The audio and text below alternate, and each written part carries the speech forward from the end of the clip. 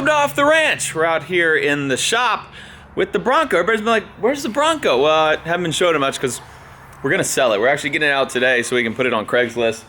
Get her gone, move on to El Camino's. Just kidding, we're not gonna sell it. Stuff's been happening. Check out all this wiring. We have things going back into the Bronco. And today, if everything goes according to plan, I think we will be able to actually start the Bronco, crank it up, and hear it roar. Which is great because, God, I'm actually gonna have to look and see when that first Bronco video went up. Okay, I checked it out. My very first Bronco video where I actually went and got the Bronco was put up on YouTube July 2017. That's 3.5 years ago. And I thought that it would be a fairly quick turnaround and we'd get it started. Some things happened. We ended up taking it all apart, and it is hard to put a car back together when it's all apart.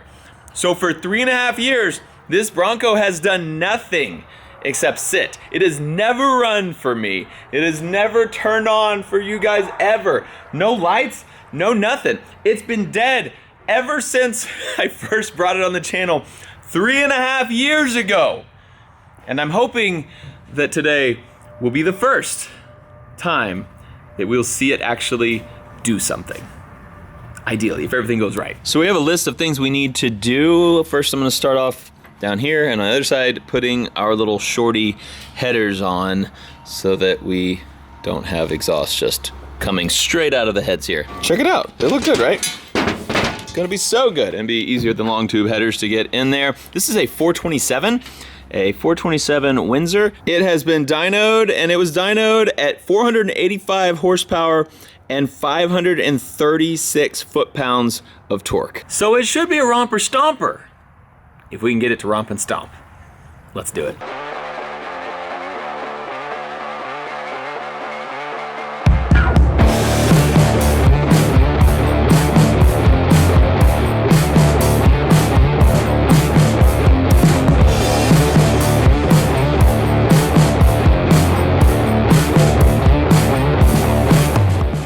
Just got the header on.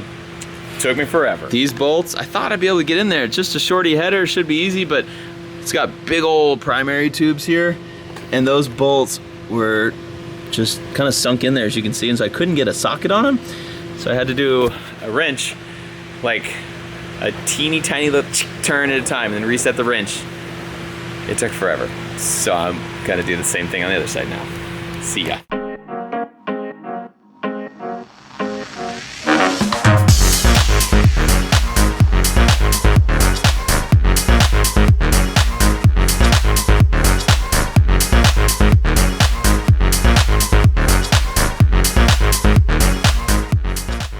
Got the second header on, got the first header on, they're done.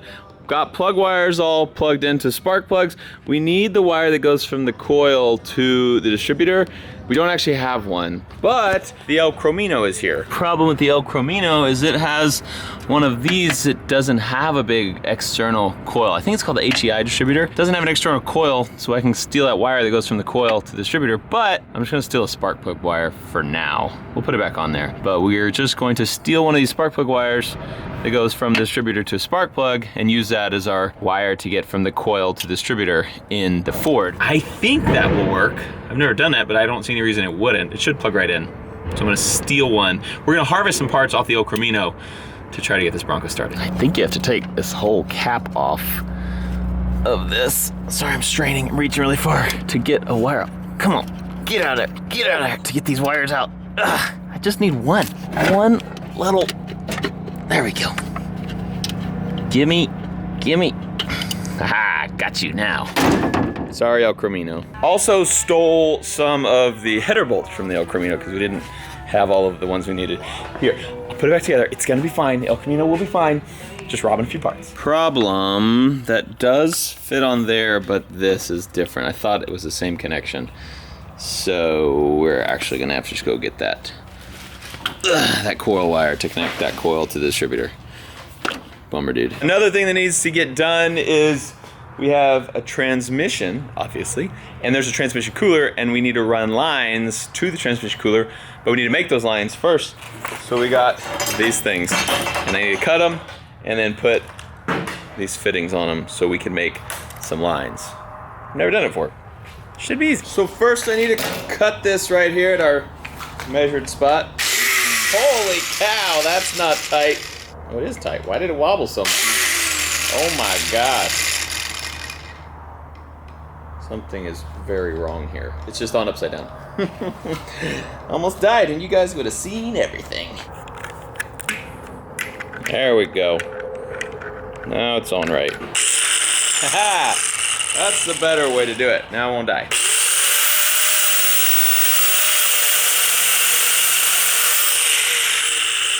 Perfect. So now I need to put this thing on here. This thing goes on first.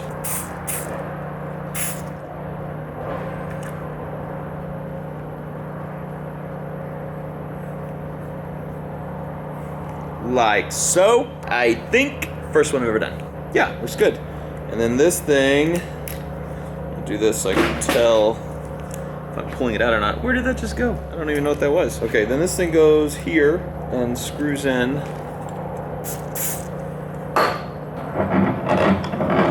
Too easy, bro.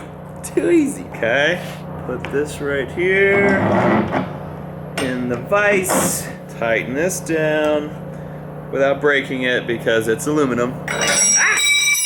And I'm super strong, and aluminum's not super strong. That's it. Sweet. So I think it's done. It's on there solid. It seems good. That'll be fine. We'll find out in a minute when I turn on the truck and it starts going with transmission fluid. But it probably won't. They didn't call me king of the hose back in high school for nothing. You know what I mean? We got one hose that goes to the cooler and one hose that comes from the cooler to the radiator. Let's put them on. Transmission, and then back here in the back of the truck we mounted this little radiator, this little trans cooler. So we have one there, so it pumps into one side, out the other, cooling down. There's a fan on the back side of this thing. So I'm gonna start hooking these things up right here. When I put the camera down and have two hands. Oh, it's actually gonna be freaking easy. Look, already threaded. This is the best. Okay, the lines go into and out of the transmission right there. They track back this way. There's a lot of slop because we left some extra so we can tie them up and get them all cleaned up later. And then they come plug in here and here. That is done. Good enough to start. Also, we got this little lead wire that goes in between. Let's see which one. Looks like this one goes here. Goes in between our coil and our distributor. Now, so we're good to go. Now it's pretty much time for fluids. I think we got everything ready to run. Gasoline in there. This is, for those who don't know, you have to put gas in cars and it goes in there. I've never put gas in this Bronco before. It's gonna be great. It's gonna fill it up. We have a whole new fuel system. That's our new fuel tank. Everything is totally new. The fuel tank's like 2 years old, but we've never actually put fuel in it. It's never had it before. I'm filling up a Bronco! That means it might run today, guys. It's gonna be a good day. Well, it could be a good day. Now, oil goes in there. We're putting oil in the Bronco. I'm excited. Drink up. Engine is full of oil now. I need to stick some transmission fluid in there. All of this. Drink up. Drink it good. Is the funnel still in the hole? I can't see the hole actually. Let me see. Oh, yep, it's still in there. Yeah, just put the last one in and it overflowed it. So we thought we sprung a leak, but I think it's just overflowing. So I think the transmission is full of transmission fluid now. I think we're about ready.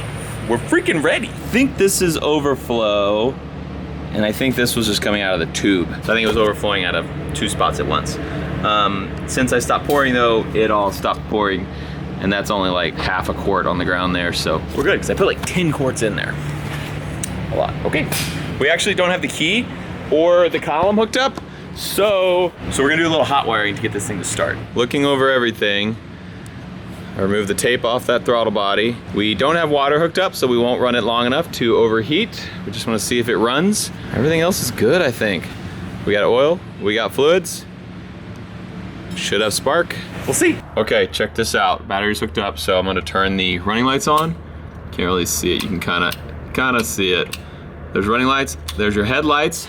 Nice. And then brights. Nice. So we have LEDs. Sweet. Got lights in the bed, in the back, whatever you want to call this on a Bronco. So cool. You can see it's just a little LED rope light up in there. We're gonna hot wire just a starter right now, so the engine is not actually, there's no electric going to the engine besides the starter, so it won't start. We just want to pump some oil around in there. It's coming alive. What's leaking? Oil. Dang it. Oh, that hurt. All right? Yep. Oh yeah, there's some oil leaking. We didn't have an oil filter. Oh my God. Yep, never even thought about that. Never, even though I was actually telling a joke about that earlier today, I didn't think about it now. You mean that's not what it's supposed to look like when you first start up an engine? So there's our oil. That's the overflow from transmission, and then we put all that stuff to soak it up on top, and then the oil just happened. Which is funny that it happened that way without an oil filter, because I was just telling Burke, and my dad told me the story, back when he was like in his 20s, he had a C3 Corvette, and he lived at a place where he didn't have a good driveway to change the oil, so he drove it to this church parking lot that was near his house, jacks up his Corvette, and he drains all the oil, and then he pours the new oil into the engine, and then he steps back and he notices just oil just all coming out from under the middle of his Corvette. And he remembered he didn't put a new filter back on. He pulled the old filter off and didn't put a new one on. And then I think he had to pour the old oil that he just pulled out of the engine back into the engine now so he could drive home. And I told Burke that story 10 minutes before this because it was funny. And we forgot to put an oil filter on there. I'm gonna clean this up. Burke ran to get an oil filter, and we'll be back in business in no time. We have a filter and nice little hole in that frame for the filter. That's cool. Okay, so we're gonna start it up, see if anything leaks. I'm ready when you are.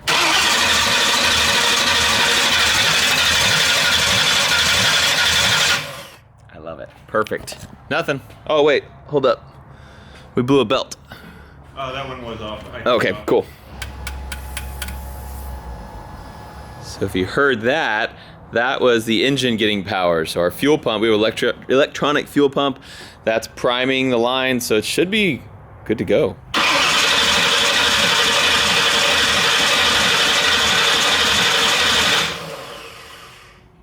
Heard nothing. Nothing. See if we are getting spark. So I got a screwdriver shoved into this spark plug wire. We're gonna see if it grounds out to that. I'm ready.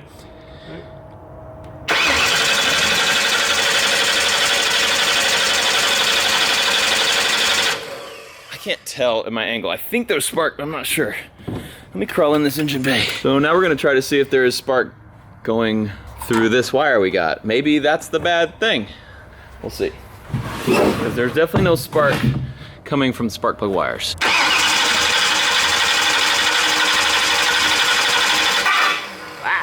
No, no spark. So we're tracing the electricity back. So we started at plugs, no power there. So we came here, no power here. So now we need to see if this thing is getting power. So we did just check this. There is power there. This thing, yeah. So that happened earlier. It ripped the end off. I think our wire's bad. We just need to, like that piece should have gone with the wire when he unplugged it. All right, we pulled the spark plug wire and put the end off the other wire on it. Try this, see if that works.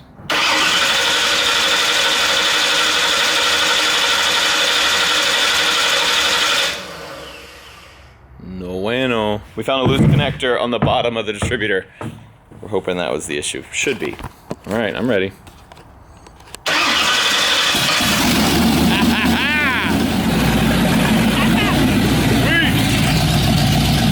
Dude, the Bronco runs. God, started right up. Woo! And ran perfect. That was amazing. So good. All right, obviously we're not gonna run it too much longer because we have no water. Yeah, I don't see anything pouring out of it. I think all of that fluid there is just from still on top of the transmission, just dripping down. There's a bit of oil right there, but that was also from earlier. It's dripping off the frame right there where it poured. I think we're good. Dang, we got a running Bronco, boys. It's only taken 3.5 years. I'll be honest, when I first got that Bronco, I thought 3 weeks. Like, totally honest, I thought 3 weeks. And then we ended up just taking it all apart. If I could go back, I would have done it a lot differently. I wouldn't have taken it all the way apart. I would have got it running first and then like slowly worked on it. But in the end, it's gonna be awesome since we went like hard on it. It's gonna make it a lot better. I'm actually driving to the bunker real quick. Gonna go check it out. I think Mare is still there. Dang, look at this TV. Huge, 70 inches. Can I go right there? It's gonna look good. We call this our flex space, where we do cartwheels and stuff. It's right above the parking lot out here. We're gonna have TV, so kids will have something to do besides cartwheeling. Meredith, are you ready to be excited? I feel like this is one of those things that I won't actually be excited about. Might be. This family, owns a Bronco that turns on.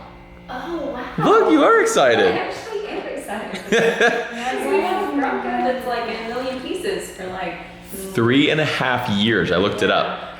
I first got that Bronco 3.5 years ago. Steven, the Bronco started up today and ran.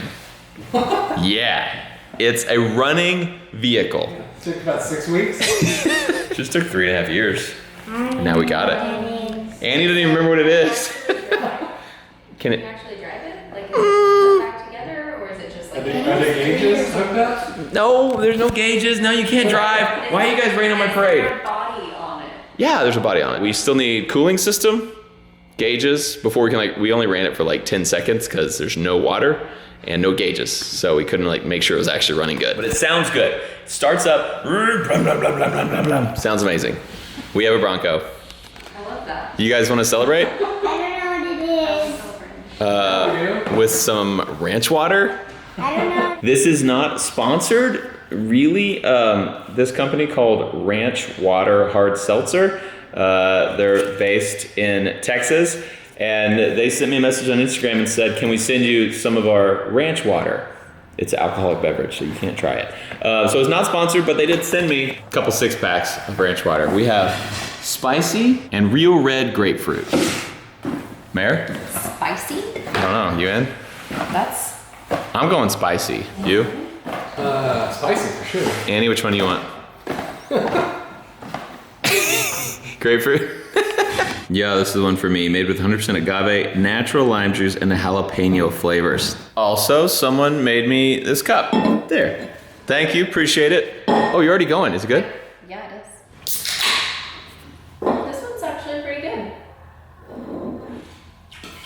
What is that? I'm a fan. We need to get donut operator and AK guy to try these. See if we can switch them away from the White Claws. Yeah, I can taste a little jalapeno. Ranch Water, thanks for sending this to me. I will link their Instagram in the description below. You don't really like spicy stuff. No, but that's not bad. All right, I'm gonna try this. What is that? It's good. It's good. I'm a fan. To the gym. Oh, they haven't seen this. Yeah, we still need to work on it. Yeah, it looks kind of bad. We need to connect up. We just stuck them up there because we wanted to see what it looks like, but we're gonna seam all of the things together. Got Link Active sponsoring our gym, which is just a bunch of random equipment we brought up here. We brought our treadmill from home, our Peloton bike, which you're not very happy with Peloton right now. Well, I bought a treadmill and it was supposed to be here last week and then it just didn't show up. And then they told me it's not gonna be here until the end of December after we had already moved our treadmill up here. We took our old treadmill up here so we could get the nice new one in the house, and then it didn't show up. Hey Meredith, I was just noticing on this wall, Clint is huge, Steven's pretty big, and I'm tiny. It's not my fault. What's up with that? Actually, somebody, You're right there. our graphic designer that made them, tried to put me on that one, and I was like, no, that's weird. You don't want to be 12 feet tall. Yeah, Clint's pretty big over there. Pretty big. All right, this will look better next time you see it. And we're still working on gym stuff. We want to get a squat rack in here and something that's more better. Just not home gym stuff. I need to start looking for some better stuff here. This is working, and people work out in here every day. Wanted to show you guys the storefront. We have decorated. It's after hours right now. I unlock this door. We have decorated, dang, I can't get out. For Christmas, check that out.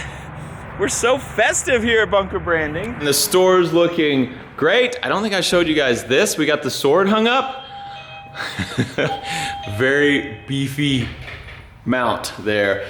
You can guess who made that. The same guys who made this I-beam that holds our roof up here and made the whole fence around the place. My buddy Brandon from CB Welding, he overkilled that thing, but that sword weighs like 120 pounds, so we didn't want it falling and, you know, decapitating anyone there. We also had something else from a Demolition Ranch video in here. We had the tungsten block. It was super heavy, and I wanted people to be able to like come in here and touch it because it's just really cool, and I thought they'd like that. Anybody came by, so people were doing it, and it was great, but people were dropping it. They would just like pick it up an inch, and then it was chipping our floor here. You can see all these little chips here, and I was worried, there's another one there. I was worried someone was gonna drop it on their toes. Robert Oberst came in to grab it. He picks it up, and then he drops it from about 2.5 feet, goes straight down here and knocks a giant hole in my beautiful concrete floor. This floor is like so new, and Oberst just destroyed it.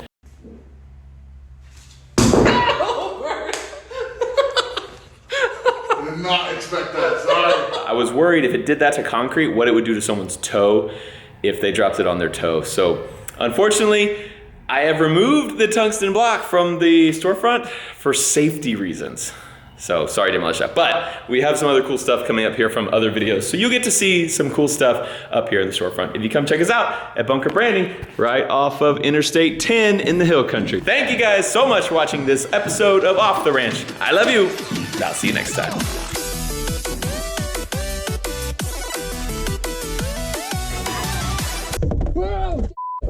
Hey, what camera is that? Number... Shut up!